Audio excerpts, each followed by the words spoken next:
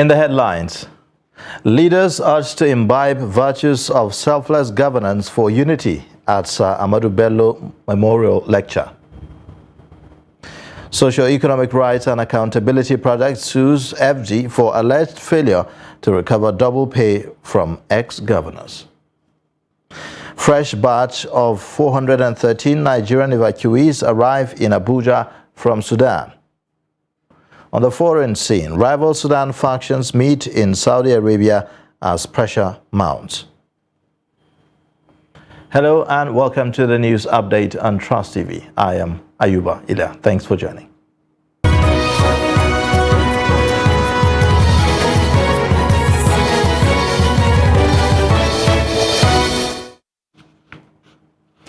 And now the details. Ex-Kenyan President Patrick Lumumba wants Nigerian politicians to accept whatever verdict that will come out of the election petition tribunals for the sake of peace and unity of the country. The president of Patrick Lumumba Foundation made the call in Lafia, Nasarawa State, while delivering a lecture at the 2023 annual Sir Ahmadu Bello Memorial Leadership and Good Governance Lecture and Awards. Correspondent Abubakar Abdullahi sent in the report as presented from our studio. The ex-Kenyan President Patrick Lumumba was the guest speaker at the event, and he said the election results are now out with winners and losers, with joy and bitterness being expressed in different quarters. He said those who have been declared winners must not gloat, and those who have lost must not be vanquished. I am suggesting to Nigeria that the mistakes that have been made are mistakes which offer us an opportunity to improve our electoral system. I'm saying that when the tribunals have looked at all the cases, whichever verdict they arrive at, let the verdicts be accepted in grace. Not because tribunals are perfect, no, but history has taught us that when we want to resolve our disputes and we have chosen certain mechanisms for doing so, once they have rendered their verdict, even in their imperfection, for the sake of good order, we accept them, we grumble, we go home and say, hey, well. The PLF president commended aggrieved persons who had approached tribunals to seek for redress and maintained that accepting the decisions of the tribunals at the end of the day would be a good omen for the country. He explained that Nigerian politicians must give priority to the unity of the country and preserve it to the next generation. President Muhammadu Buhari, represented by his Chief of Staff Ibrahim Gambari, congratulated northern leaders for the program, describing Nigeria as a frontier of Africa, while Chairman, Board of Trustees of the Ahmadu Bello Foundation, Babangida Aliyu, and Governor Abdullahi Sule of Nasarawa State spoke on the commitment and sustenance of the foundation. The most important enduring phase of Africa might well prove to be that presented by Nigeria. It is important for Nigeria to succeed, because if Nigeria succeeds, Africa succeeds, and the reverse is true. On this, I completely agree without hesitation to what Professor Lumumba has said. Sir Ahmadu Bello Memorial Foundation, as concerned stakeholders in the affairs of northern states in particular, Nigeria in general, and the African continent, deliberately chose the theme, credible 2023 general elections, as panacea for search for quality leadership. And the foundation wants me to plead with all the other governors that most of the, not that we just attend the events, but we go to the extent of making promises about what we will contribute to sustain the foundation. And in most cases, we don't provide what we say about the pledges. So I want you to use the opportunity to do that. They want me to use the opportunity to plead with you, and not just you, but all those who can afford to continue to support this. The late Ahmadu Bello Memorial Foundation lecture was the 9th in its series. The Socio-Economic Rights and Accountability Project SERAV has filed a contempt suit against the federal government for failing to recover over 40 billion naira double pay and life pensions from former governors who are serving as lawmakers and ministers. SERAV disclosed this in a statement on Sunday by its Deputy Director, Kolaole Oluwadare. The statement recalled how Justice Oguntoyinbo of the Federal High Court, Lagos ordered the federal government in November 2019 to recover life pensions collected by former governors serving as ministers and members of the National Assembly. Justice Oguntoyinbo also directed the Attorney General of the Federation and Minister of Justice, Abubakar Malami, to challenge the legality of states' life pension laws permitting former governors and other ex-public officials to collect such pensions. The rights group regretted that the government of President Muhammadu Buhari has failed to implement the judgment. Justice Oguntoyinbo, who retired from the bench last month, expressed regret over the non-implementation of the judgment during a valedictory court session held in her honor. The Police Service Commission has formally written to the Office of the Accountant General of the Federation seeking payment of a 6-month unpaid salaries for the 2021-2022 police recruits. The PSC's formal letter to the AGF followed the Commission's approval of the payments for the recruits who had passed out of police colleges and informal police work. The spokesman of the Commission, Ikechukwu Ani, who announced this on Sunday, explained that the delay in payments occurred due to non-enrollment of the officers' integrated payroll and personnel information system. Ani, however, said that the Commission had to intervene in the matter and respond promptly following outcry and appeals from Nigerians on behalf of the 2021 and 2022 police recruits. He said that the Commission wanted to ensure that the officers who had not received salaries 6 months after they passed out and duly posted to police commands and formations for active police work are not made victims of the face-off between the Commission and the Nigeria Police Force. And he said that the Commission's chairman, Solomon Arase, felt uncomfortable about reports that the officers had since resorted to arms begging and other untidy acts to sustain themselves. The promise by President-elect Bola Tinubu to give workers living wage and improve their standard of living is viewed as possible morale booster for the workforce. In this report, Kabir Lawal speaks to civil servants in Abuja on what the promise means to the workers. The report. The President-elect Bola Tinubu had, in a solidarity message on Workers' Day, promised more than living wage for workers to have a decent life and provide for their families. For these civil servants, it is cheering news and looking forward to May 29th when he will assume office. They, however, called on government to deploy price control mechanism to address rising inflation in the country. It's a good news for the workers. At least they will have a very large package to take home, and I hope that our marketers will not destroy the goodwill of Bola Ahmed Tinubu. Whenever there is an increase in price, then the marketers will also increase the goods, the commodities prices will go high in the market. So I don't know, maybe government will have to do something about this, about markets as in price control. It's a very nice idea because we workers were suffering at a long line.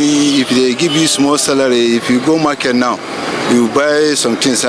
Before you buy everything now, your money don't finish. So you cannot get anything now.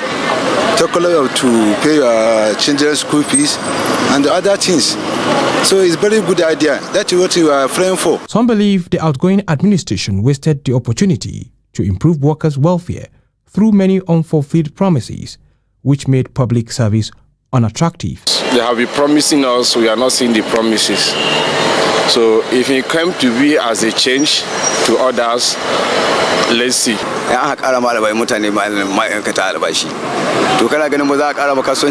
It is actually a good news for government to increase workers' salary. It means money will flow in the market and people will be happy doing their businesses.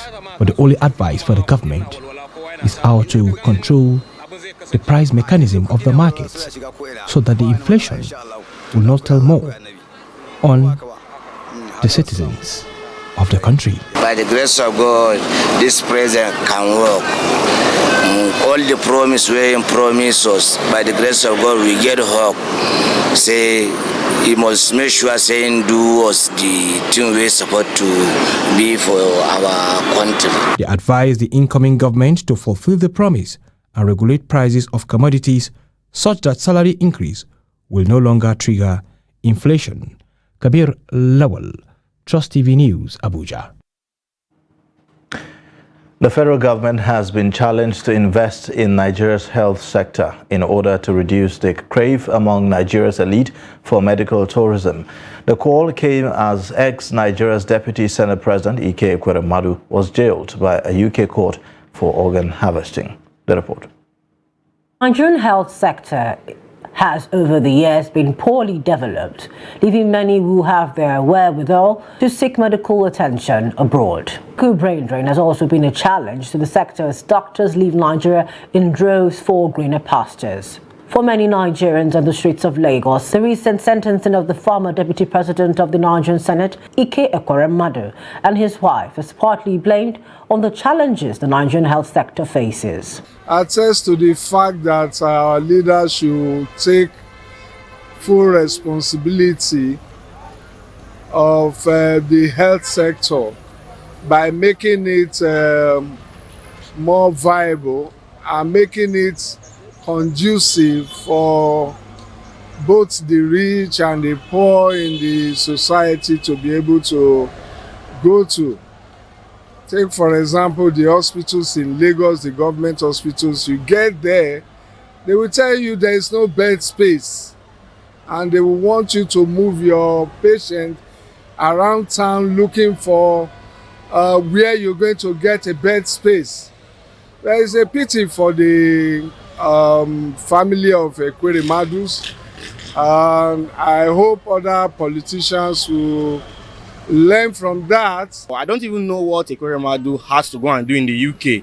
If our health system here in Nigeria was okay, I don't think there's any reason for him, first of all, to go out there to take the daughter and pick someone from the street, claiming that that person is the cousin, to go for the transplant. First of all, if our hospitals here in Nigeria, they are okay, they are well equipped, the dialysis or the kidney transplant supposed to be done in one of the hospitals here. So the nemesis, I just feel it's nemesis that caught up with him. And you know, some of these rich people, they think they can eat their cake and have it at the same time. It's not done like that. Ekweremadu was arrested on June 23, 2022 by the London Metropolitan Police for reportedly conspiring to bring a child to the United Kingdom, organ harvesting. Was a man whom, when he was the Deputy Senate President, students from the University of Nigeria, Nsukka, went to him to help them facilitate a loan whereby they can build health facilities there. This man demanded for some percentage. And you will not believe this same man even ensured this money was released without the knowledge of the students, without the knowledge of University of Nsukka. So what has happened now, if he had used his position when he was in government to ensure our health facilities were improved, he wouldn't have gotten into the situation whereby he will fly out to go and use a Nigerian, to go and take advantage of a poor Nigerian. The consensus of many Nigerians who reacted to the ordeal of the Ekweremadus is that the federal government has to be intentional about turning around the health sector to avoid situations like this. 413 Nigerians fleeing war-torn Sudan have arrived in Abuja, the nation's capital. The MAX Air flight conveying the returnees landed at the international wing of the Nnamdi Azikiwe International Airport Sunday morning. The returnees are the fourth batch to be repatriated from the North African country since the conflict started. The National Emergency Management Agency had earlier said that the returnees will arrive in 3 different airlines: Azman Air, MAX Air and Taco Aviation. Now, troops of the Joint Task Force Northwest Operation Hadarin Daji have destroyed several camps belonging to notorious bandit leader Bello Turji, rescued several kidnapped victims and recovered ammunitions. The troops in clearance operations conducted on Saturday from Magaria to Dutsi, general area of Zurumi local government area of Zamfara state, discovered and cleared bandits hideout located in Keta, Gidan Galadima, Modawa, Mazuma and Dutsi villages. The troops also recovered one rocket-propelled bomb, military radio, and some ammunition. Bello Turji, a notorious bandits warlord, is based in Fakai Forest of the Shinkafi local government area of Zamfara state. His bandits group have been terrorizing the people of Zamfara, Sokoto, and Katsina state for years and has been declared wanted by the military authorities in the country. Police operatives in Delta State have arrested 153 suspected female commercial sex workers, armed robbers and kidnappers and cultists in the state. DSP Bright Edafi, the public relations officer of the state's command, disclosed this in a statement made available to journalists. He said 59 of the suspects were kidnappers, armed robbers and cultists, while 94 of them were commercial sex workers. Edafi said that the suspects were arrested at Evuerni East-West Road and other black spots, all of in Igeli North local government area. He added that the suspects were arrested during a patrol stop and search show of force, as well as credible intelligence report. Edafi listed exhibits recovered from the suspects to include 3 pump-action guns, 1 locally made cut-to-size gun, 1 dagger, 10 live cartridges, 1 suspected stolen unregistered Toyota Venza and Mercedes-Benz. He said that the 94 arrested commercial sex workers have been charged to court alongside some of the male suspects, while others have been transferred to the command headquarters for further investigation. You're watching the news update on Trust TV. Coming up shortly, we'll take a look at the wisdom behind fear of fake new Naira notes. Details of this and more after the break.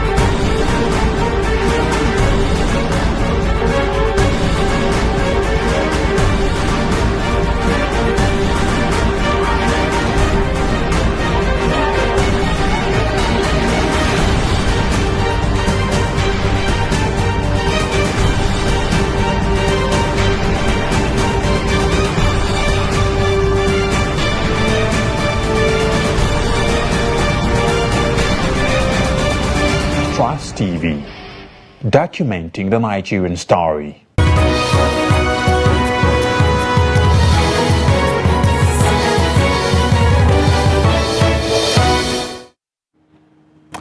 Welcome back from that break. You're watching the news update on Trust TV. Now take a look at our top stories again. Leaders urged to imbibe virtues of selfless governance for unity at Sir Ahmadu Bello Memorial Lecture.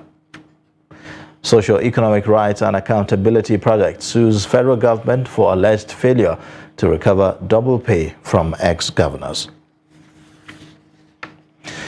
Now, moving on. Farmers in Sharawa community in Daura local government area of Katsina state are going through hard times as a result of the collapse of Dabiram solar irrigation system. According to the farmers, the project under the supervision of the National Agricultural and Development Authority has been abandoned for 2 years. To make matters worse, security guards looking after the equipment at the site are complaining that they have not been paid salaries in 18 months. Gaza Yakubu reports. Dabiram Solar Irrigation System is one of the dam projects in Daura local government area of Katsina State, supplying water to farming communities around its axis. But the sudden collapse of its solar irrigation system has created a huge challenge to farmers relying on the project. The major problems the farmers are faced with are drying up of the water body feeding the irrigation scheme due to climate change and influx of farmers into irrigation farming. An equal huge obstacle is the breakdown of solar energy system, which was provided by the government for over 2 years. These difficulties have increased farming costs, especially as the farmers have to adopt the alternative use of water pumping machine to supply water to their farms. Solar is of paramount importance, and it makes work faster. It has helped the less privileged. We are calling on government to pay security personnel guarding the solar, because for the past 18 months, they have not been paid.